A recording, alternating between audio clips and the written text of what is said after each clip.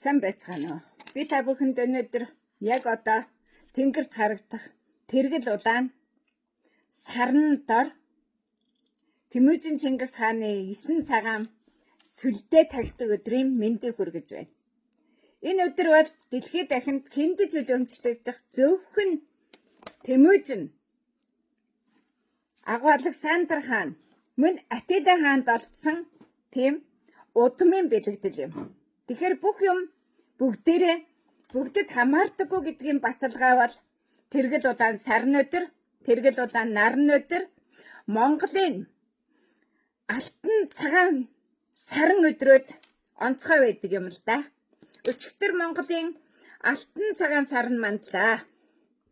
Монголчууд огт тоохгүй байгаа энэ өдрүүдэд би үнэхээр гонигтай байдаг. Яагаад гэхээр Тэмүжин Чингис хааны хамгийн эрхэм дээд өдөр бол энэ өдрүүд. Энэ бол түүний луу могоон оронд бар туулан бэлчээрд ялсан ялалтын багхлын өдрүүд байдаг. Тэгэхээр та нар яагаад энэ өдрийг үл таамсарладаг вэ гэдэг асуултыг би тавьмаар байна. Тэгэхээр бүгдээрээ гараа харцгаа.